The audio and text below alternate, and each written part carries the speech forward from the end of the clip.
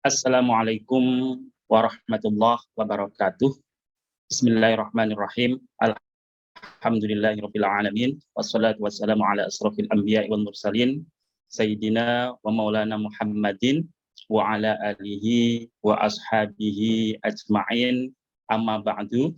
Yang saya hormati para alim ulama, para dosen, yang saya hormati teman-teman dari OJK, teman-teman sebagian saya lihat juga para praktisi, bahkan akademisi, juga ada guru saya, Prof. Faisal, dan yang saya hormati tentu saja peserta yang juga para undangan ya, ada beberapa mungkin bukan peserta.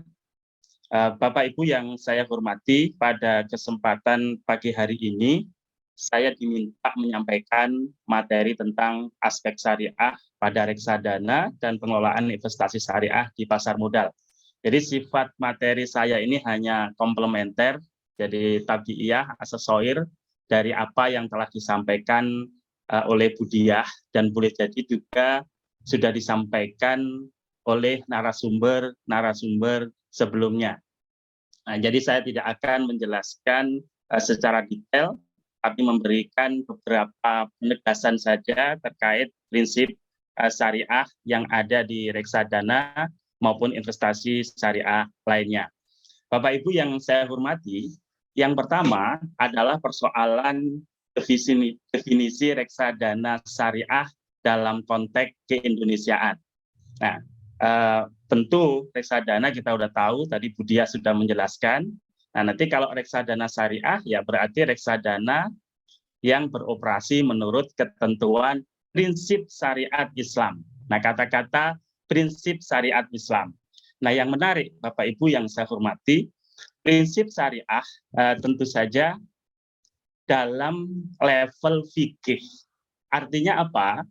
Karena dalam level fikih dan kebanyakan dan sebagian besarnya adalah produk ijtihad, maka tidak menutup kemungkinan terjadi perbedaan antara satu ulama dengan ulama yang lainnya, ulama di negeri Indonesia, ulama antar negara.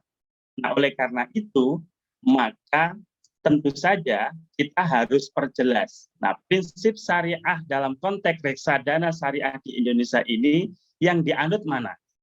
Mengapa ini penting? Karena kalau prinsip syariah terserah masing-masing yang memahami syariah, jadi kalau afiliasinya kepada ormas tertentu berarti syariahnya ormas A, B, C, maka yang terjadi adalah ketidakpastian hukum. Apalagi kalau transaksinya adalah lintas ormas, lintas madhab, lintas ustadz, dan lain-lain. Nah, oleh karena itu menarik sekali apa yang ada di POJK nomor 15 2015 tentang penerapan prinsip syariah di pasar modal, dan ini tidak hanya di POJK terkait pasar modal, di POJK terkait perbankan syariah, multi finance syariah, dan lembaga keuangan syariah yang lain selalu ditegaskan apa yang dimaksud prinsip syariah ini. Nah, jelas dan tegas dikatakan bahwa prinsip syariah adalah prinsip hukum Islam, fikih, dalam kegiatan syariah di pasar modal berdasarkan fatwa Dewan Syariah Nasional Majelis Ulama Indonesia, sepanjang fatwa dimaksud tidak bertentangan dengan peraturan otoritas jasa keuangan dan peraturan otoritas jasa keuangan tidak bertentangan dengan fatwa. Ini menarik sekali bahasanya. Jadi berdasarkan definisi ini dan di beberapa peraturan perundang-undangan terkait lembaga keuangan syariah, maka ketika kita akan menyelenggarakan kegiatan pasar modal syariah termasuk reksadana syariah, rujukannya adalah fatwa DSN MUI. Mengapa? Karena bisa jadi satu produk misalnya reksadana oleh fatwa DSN dibolehkan, oleh ustadz tertentu tidak boleh, ustadz yang lain tidak boleh, ustadz yang lain boleh. Maka lari kita kemana? Ke fatwa DSN. Kecuali nanti ketika di dalam implementasinya, detail implementasi dimungkinkan menemui persoalan-persoalan syariah yang belum diatur oleh fatwa DSN MUI. Nah, kalau fatwa DSN belum mengatur tentang apa namanya masalah itu, maka dikembalikan ke opini DPS-nya, dari pendapat DPS. Nah, tapi pendapat DPS harus disampaikan juga ke DSN. Nanti DSN biasanya akan melakukan kajian-kajian terhadap persoalan-persoalan yang banyak dilakukan, misalnya di level implementasi, tapi di fatwa belum diatur. Nah, kalau tidak ada juga, nah inilah misalnya DPS-nya juga belum memberikan opini, maka inilah arena istihadi yang bisa jadi antara satu lembaga dengan lembaga yang lain terjadi perbedaan pendapat. Nah, jadi jelas bahwa rujukan ketika terjadi perbedaan pendapat larinya adalah ke fatwa DSN MUI. Idza tanaza'tum bi syai'in faruddu ila Allah war Rasul, kalau Quran ini faruddu ila fatwa DSN MUI. Tentu saja fatwa DSN MUI tidak akan dikeluarkan kecuali juga merujuk kepada sumber-sumber ajaran Islam, yaitu Al-Quran, As-Sunnah, hasil-hasil ijtihad ulama. Nah, tentu itu menjadi rujukan DSN MUI. Nah, ini menurut saya perlu kita sepakati. Tanpa adanya kesepakatan ini, yang terjadi adalah ketidakpastian hukum karena karakter dari fikih, karakter dari syariah yang merupakan istihad ulama adalah terjadi potensi perbedaan pendapat. Bapak Ibu yang saya hormati, nah ketika kita belajar reksadana, tentu saja ada fatwa-fatwa DSN yang terkait. Nah, fatwa yang utama yang harus kita baca adalah fatwa nomor 20 tahun 2002 tentang pedoman pelaksanaan investasi untuk reksadana syariah. Inilah yang mengatur dari A sampai Z ketentuan tentang reksadana syariah. Nah, tentu saja nanti akan saya sampaikan ada beberapa ketentuan dalam fatwa itu sudah mengalami perubahan karena memang dinamika implementasi syariah di Indonesia atau karena adanya fatwa baru yang dulu saat fatwa nomor 20 ini lahir, fatwa tersebut belum ada. Nah, kemudian yang terkait lain adalah fatwa nomor 40, ini terkait dengan penerapan prinsip syariah di pasar modal. Jadi ini sifatnya lebih umum, fatwa ini menaungi saham, reksadana, termasuk sukuk. Nah, karena sifatnya umum dijadikan rujukan juga dalam pengelolaan reksadana syariah. Nah, fatwa-fatwa lain tentu karena reksadana nanti macam-macam portfolionya. Nah, ketika saham tentu merefer ke fatwa saham. Ketika sukuk merefer ke fatwa sukuk 136 dan fatwa-fatwa sukuk lain terkait. Nah, kemudian ketika pasar uang misalnya deposito atau sertifikat deposito tentu merujuknya ke fatwa-fatwa juga terkait.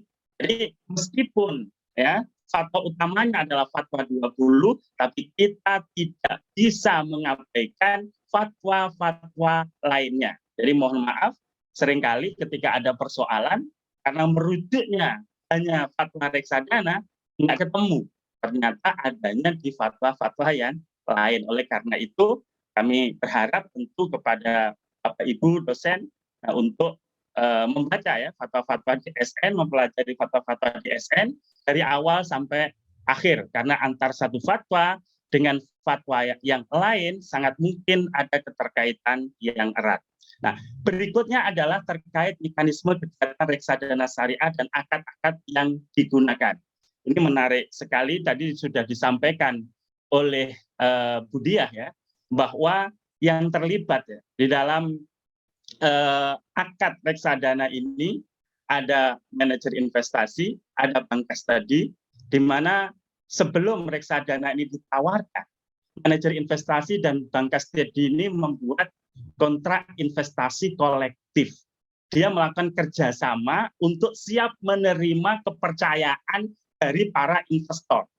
Nah, ini memang sampai hari ini konstruk kerjasama manajer investasi sama custody ini kalau ditakyif fikih kira-kira akadnya apa ya, gitu ya? Akadnya apa, musyarakah atau mudharabah atau apa? Nah, sampai hari ini DSM MUI belum mengeluarkan fatwa terkait itu karena ternyata KIK ini unik. Nanti kita akan diskusikan lebih jauh ya, nanti terlalu panjang. Jadi ada manajer investasi dan bank custody yang membuat kontrak investasi kolektif yang siap mewakili siapa aja yang mempercayakan investasi di reksadana yang portofolionya tadi sudah dijelaskan sama Bu Diah ya, bisa saham, sukuk negara, instrumen pasar uang lainnya dan lain-lain. Nah, ketika investor Rabbul Mal yang punya duit atau Sahibul Mal ya, yang punya modal, dia berminat untuk investasi, maka investor mewakilkan. Jadi investor yang punya uang tadi adalah mewakil, yang mewakilkan, yang menguasakan kepada manajer investasi dan custody untuk menginvestasikan dana yang dia miliki. Nah, di fatwa tercantum hanya akad wakalah saja. Nah, sementara saat ini DSN MUI sudah memiliki fatwa tentang wakalah bil istismar. Jadi wakalah untuk menginvestasikan. Dan dalam konteks reksadana ini, tentu dana investor dipercayakan kepada manajer investasi dan custody untuk diinvestasikan. Maka terminologi sebenarnya yang pas adalah wakalah bil istismar. Pertanyaan selanjutnya, ketika investor mempercayakan kepada manajer investasi dan bank custody, manajer investasi dan bank custody dapat fee nggak? Dapat. Nah, karena dapat, maka wakalah bil istismar wabil ujroh. Dengan ujroh juga, dengan fee juga. Nah, ini harus kita pahami konstruknya. Nah, oleh karena itu, kalau ketika di awal investor ini mau menguasakan, mempercayakan dananya ke manajer investasi, maka bahasa subscription itu bukan pembelian, tapi penyertaan modal. Nah, ini banyak salah nih, termasuk di KIK, termasuk di prospektus, bahasanya adalah pembelian. Nah, ketika bagian pemasaran menjual, padahal investor dan investor atau pemilik modal itu bukan membeli, tapi menguasakan dananya. Nah, oleh karena itu bahasa subscription nanti perlu disyarikan.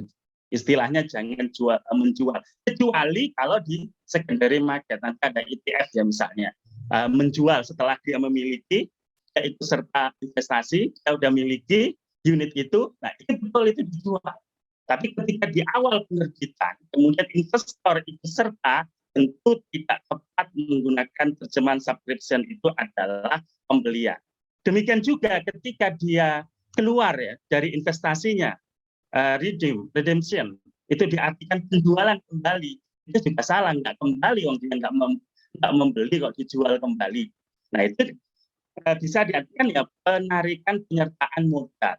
Nah, atau kalau memang dialihkan ke orang lain, nah tentu saja bisa jual beli, tapi bukan jual beli kembali, karena kata kembali itu berarti sebelumnya sudah ada jual beli, padahal sebelumnya tidak ada jual beli. Nah, oleh karena itu, terutama bagi ASPM yang DPS, ketika mereview dokumen-dokumen KIK, dokumen-dokumen prospektus, ini harus jeli dan harus ditegaskan dan disosialisasikan ke bagian legal, meskipun ini tidak mudah karena ini sudah menjadi oraf ya, oraf meskipun salah ya, masih menjadi oraf. Nah, menurut saya ini perlu keterlibatan OJK untuk meluruskan karena bahasanya masih bahasa konvensional, sama dengan asuransi. Itu beli polisum atau tawarkan tuh untuk dijual ke polis-polis yang ada. Padahal syariah itu bukan akad jual beli, jadi riba nanti. Nah, jadi terminologi ini juga penting kita pahami. Nah, kemudian yang penting juga adalah akad-akad ketika manajer investasi menginvestasikan dana tersebut ke berbagai portofolio. Nah, mohon maaf kalau kita melihat kembali ke fatwa ya, tadi nomor 20 2002 tadi, akad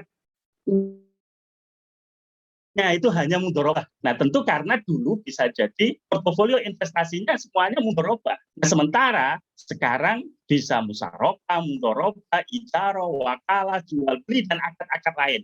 Karena portofolio investasinya sudah bermacam-macam.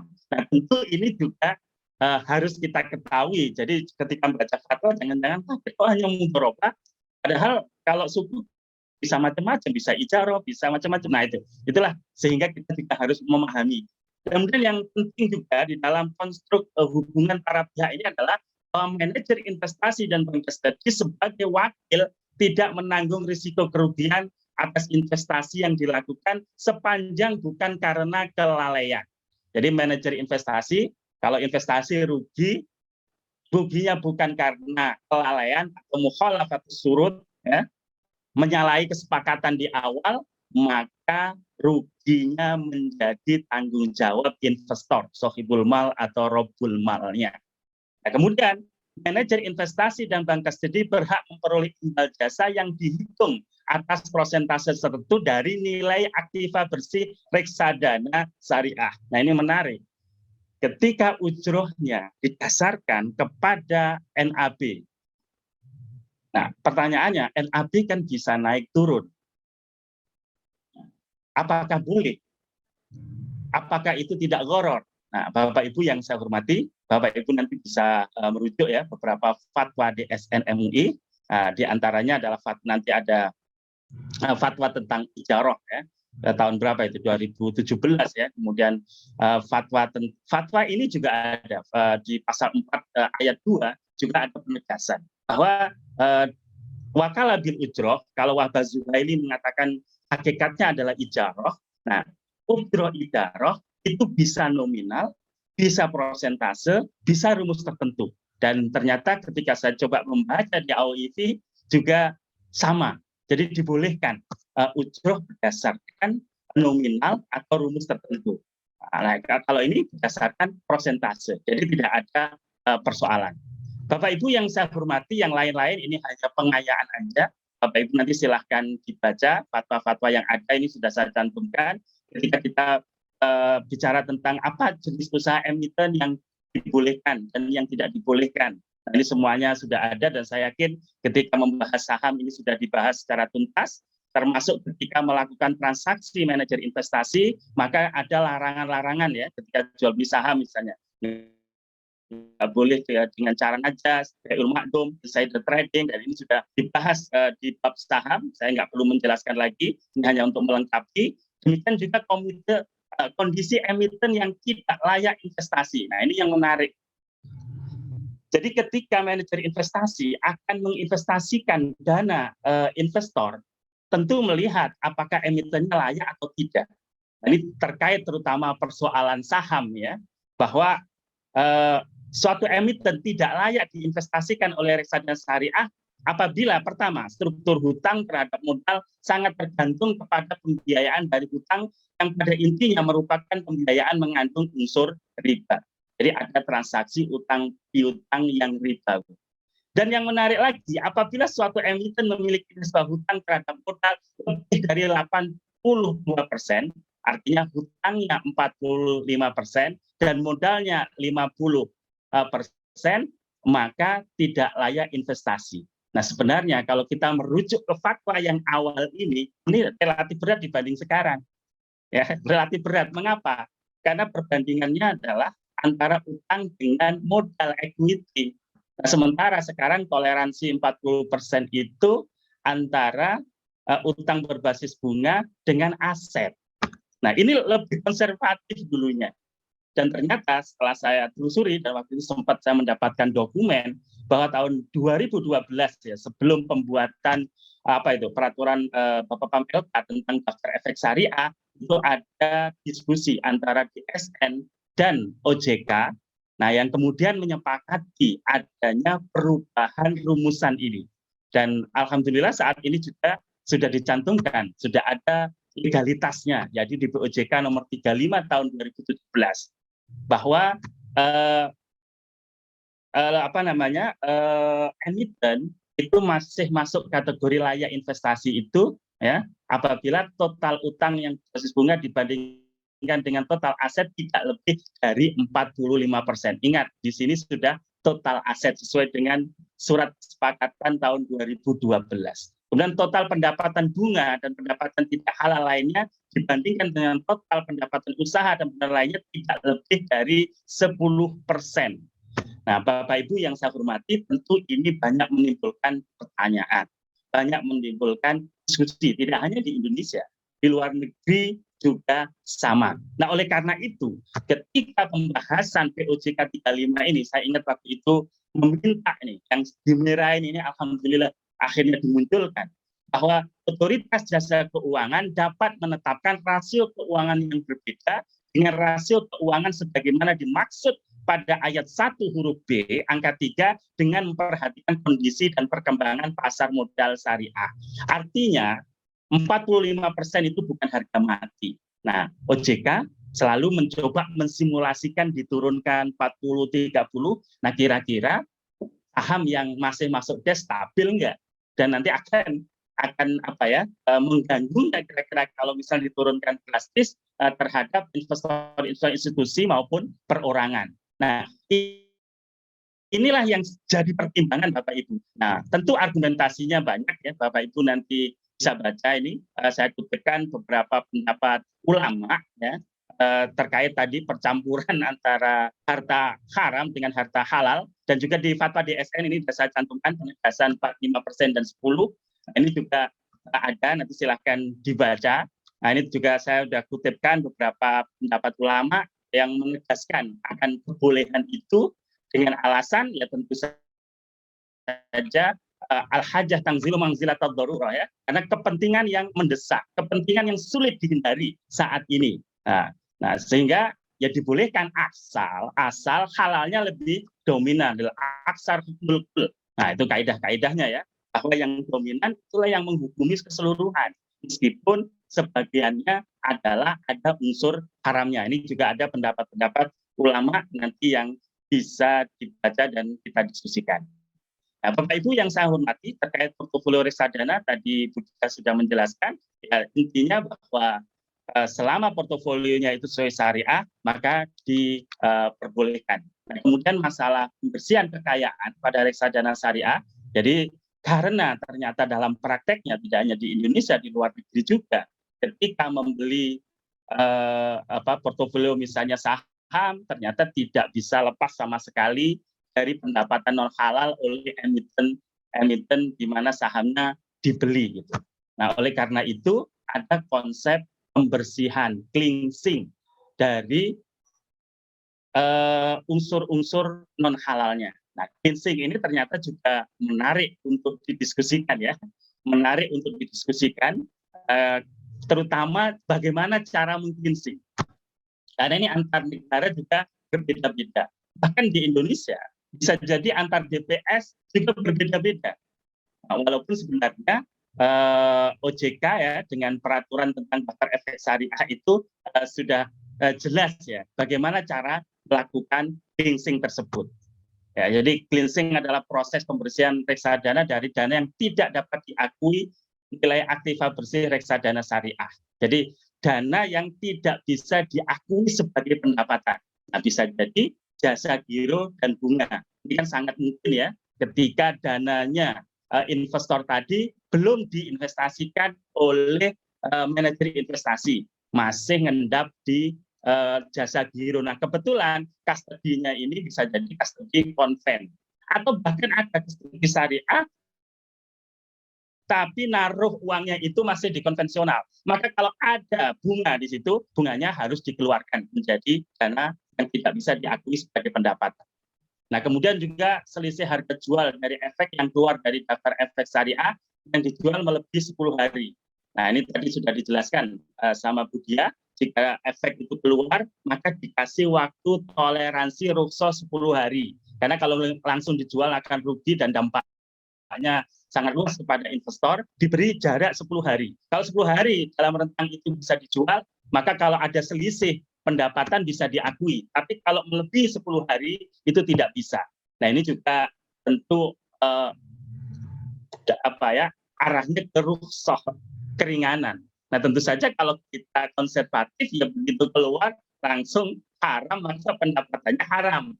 Tapi ini juga menjaga tadi ya, menjaga stabilitas pasar modal syariah yang baru fatroh makiyah ya, baru periode Mekah yang baru mulai. Tentu saja ini para praktisi kalau langsung kita terapkan hukum-hukum yang saklek, nah tentu saja banyak berlarian ya, nggak berani. Nah oleh karena itu ini juga sifatnya adalah tadrij. Suatu saat OJK sangat memungkinkan tidak 10 hari, 5 hari atau berapa. Nah, jadi bertahap. Jadi ini bukan harga mati, tapi harga toleransi. Jadi relaksasi. Nah seperti itu. Nah kemudian pendapatan non halal lainnya juga yang ada yang didapatkan oleh manajer investasi atas pengelolaan portofolionya itu juga masuk dana yang tidak bisa diakui sebagai pendapatan. Nanti silakan bisa diberikan beberapa fatwa terkait ya. Ditegaskan bahwa hasil investasi yang dibagikan harus bersih dari unsur non halal sehingga manajer investasi harus melakukan pemisahan bagian pendapatan yang mengandung unsur non halal dari pendapatan yang diyakini halal. Jadi ada konsep tafriqul halal minal haram. Nah, kemudian juga di fatwa DSN yang tahun 2000 ya, ini juga dijelaskan bahwa pemegang saham yang menerapkan prinsip syariah harus memiliki mekanisme pembersihan kekayaan dari unsur-unsur yang tidak sesuai dengan prinsip syariah. Jadi fatwa DSN jelas sekali dasarnya. Nah, kemudian juga ada fatwa DSN tentang penggunaan dana yang tidak boleh diakui sebagai pendapatan.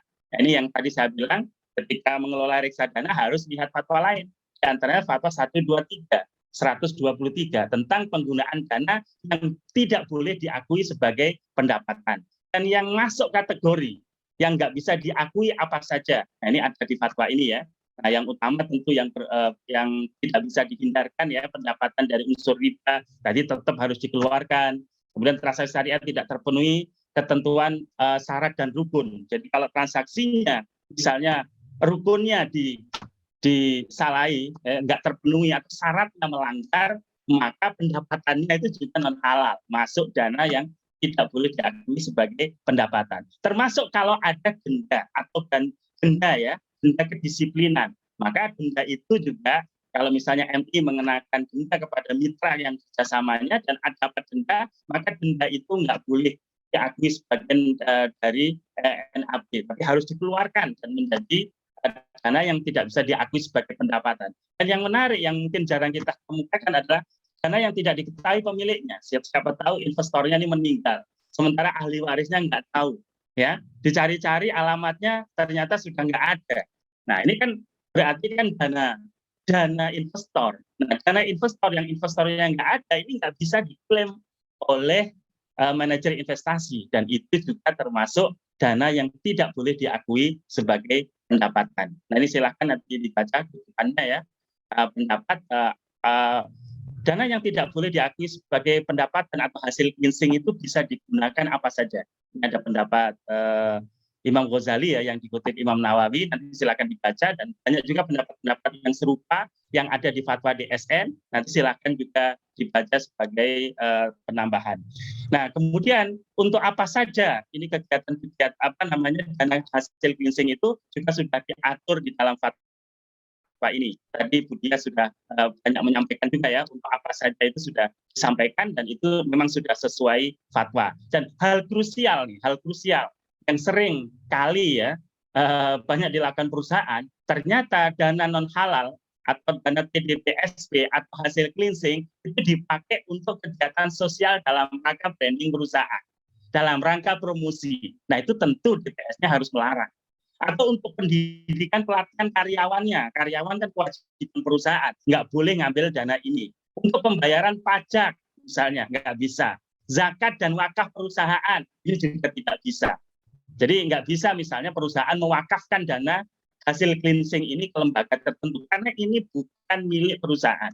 Nah, kemudian pembayaran pelunasan tunggakan nasabah nunggak. Nah, misalnya ya nasabahnya nunggak, dia kan ghorimin, kasih zakat itu juga tidak bisa karena ini lisatul zariah banyak modus nih ya, dana zakat akhirnya untuk menutupi kewajiban nasabah padahal sangat mungkin nasabahnya itu bukan ghorim ya tapi nasabah yang wan prestasi yang tidak punya itikat baik. Nah, kemudian kegiatan yang bertentangan dengan prinsip syariah.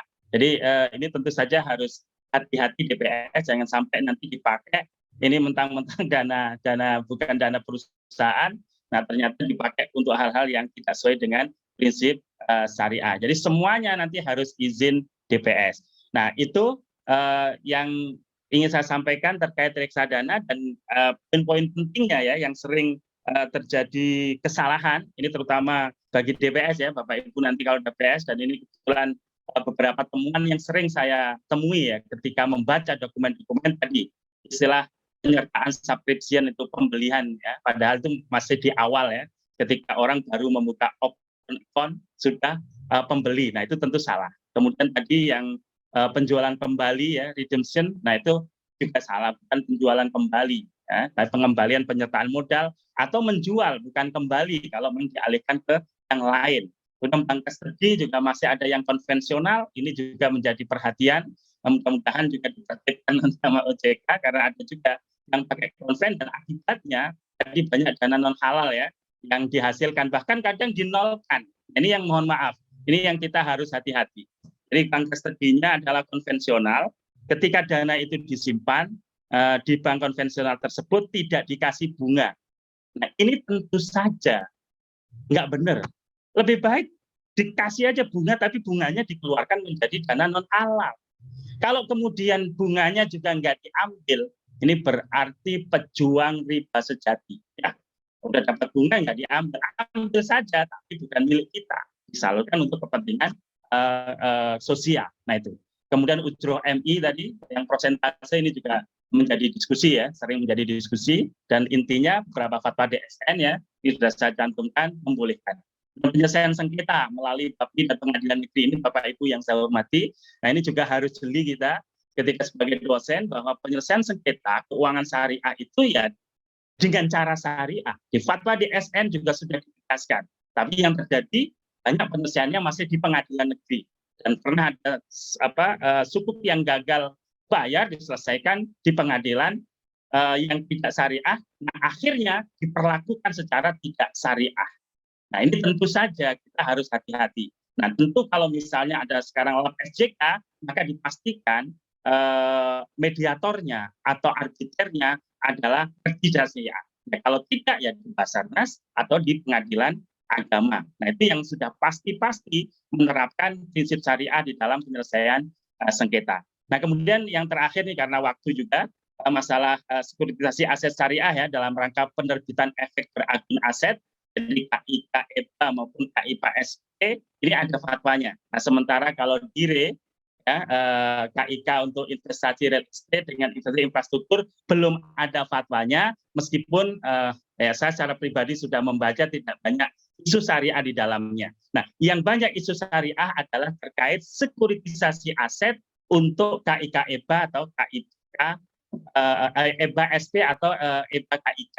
Nah, ini yang ada fatwanya, dan Bapak Ibu nanti silakan baca. Nah, poin yang penting karena waktunya sangat terbatas adalah yang saya hitami ini, bahwa sekuritisasi hanya boleh dilakukan atas aset syariah yang berbentuk bukan dain.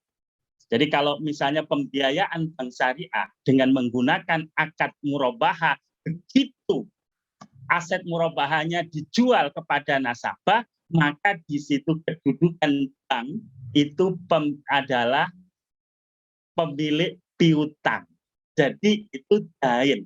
Karena itu kalau murabahah nggak boleh nanti dilakukan sekuritisasi. Nah, sementara yang boleh adalah aset syariah yang berbentuk bukan dain tadi. Yang dain nggak boleh, yang murabahah. Yang bukan dain boleh. Seperti apa? Misalnya MMQ. Nah, aset MMQ ketika itu disewakan ke nasabah, kepemilikan aset masih milik nasabah dan milik bank.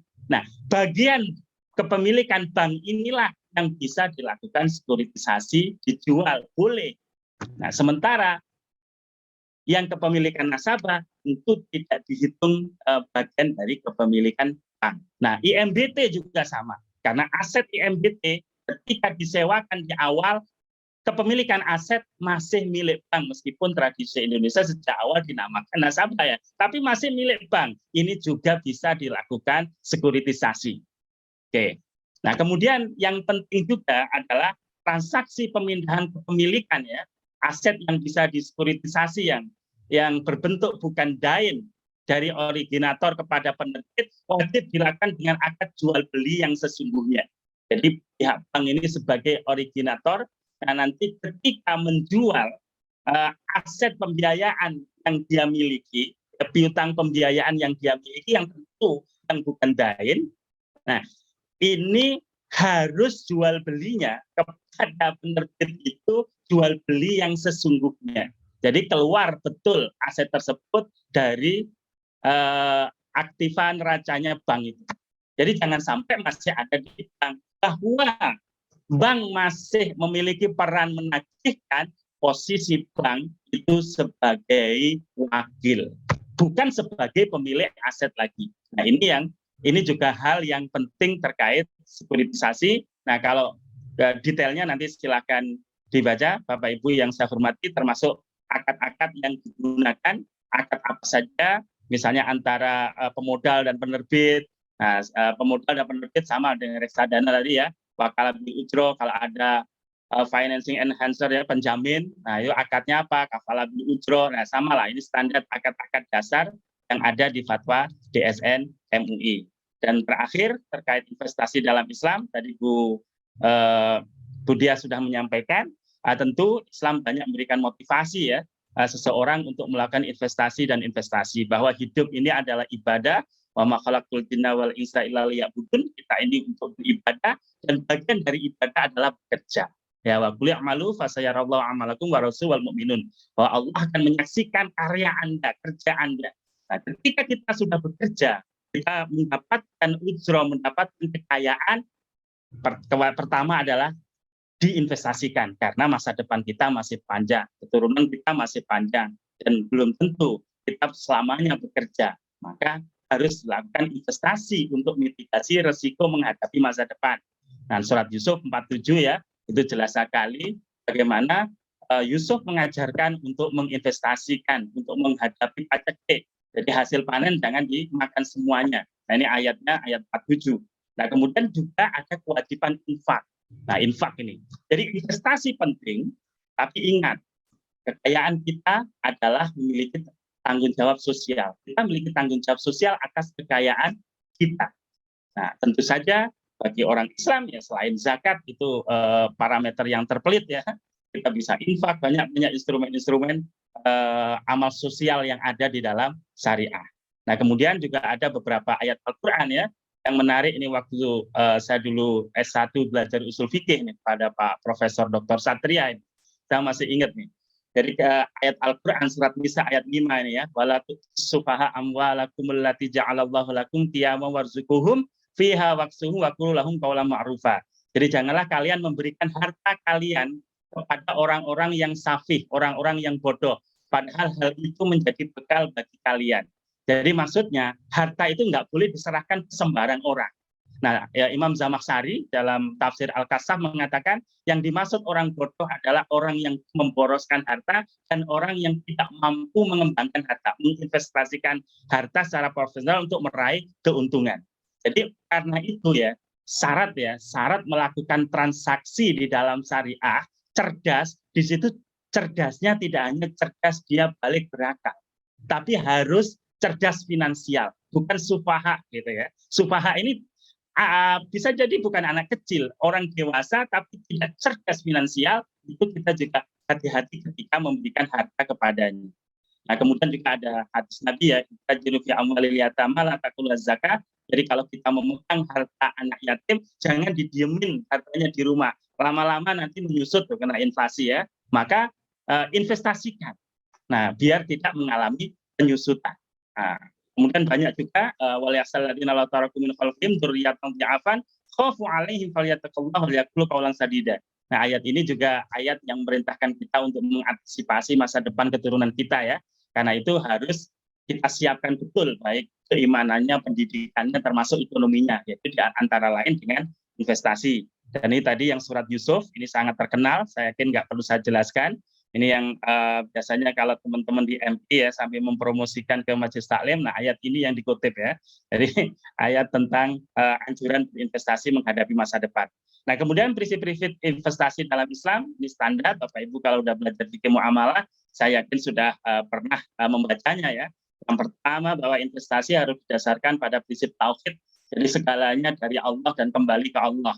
Harta kita adalah harta Allah dan akan kembali ke Allah. Maka ketika investasi juga demikian.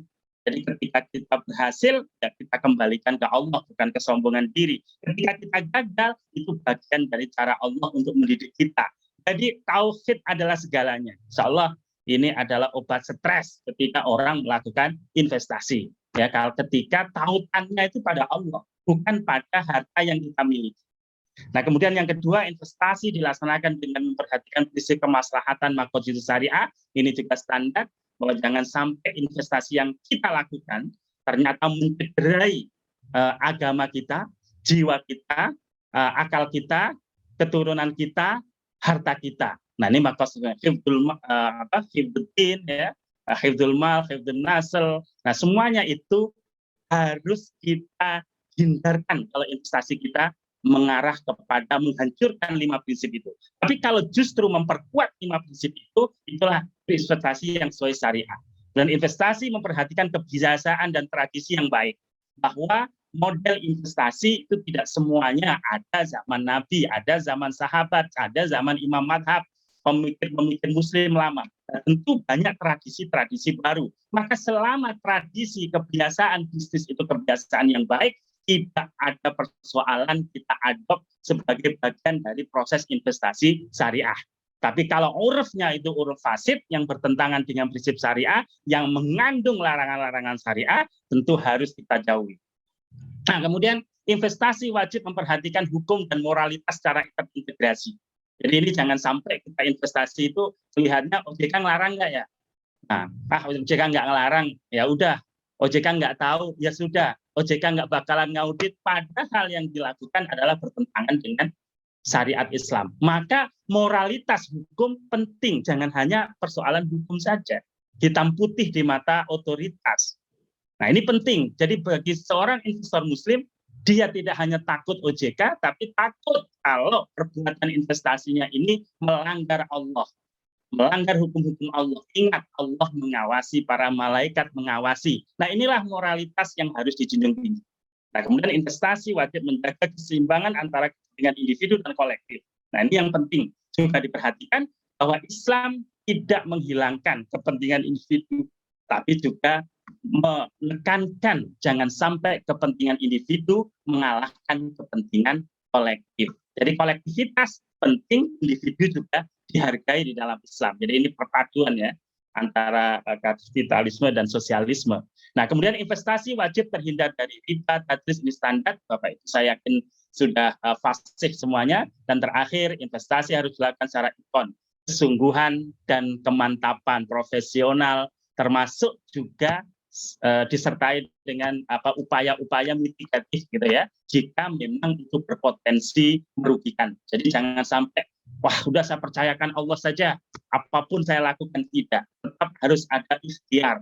Nah, setelah kita melakukan ikhtiar, melakukan berbagai mitigasi dalam investasi kita, hasilnya baru kita serahkan kepada Allah Subhanahu wa Ta'ala. Saya kira itu beberapa prinsip dasar ya terkait syariah, baik yang berkaitan dengan reksadana maupun terkait dengan investasi syariah pada umumnya. Terima kasih, saya kembalikan kepada Mas Khalid sebagai moderator. Assalamualaikum warahmatullahi wabarakatuh.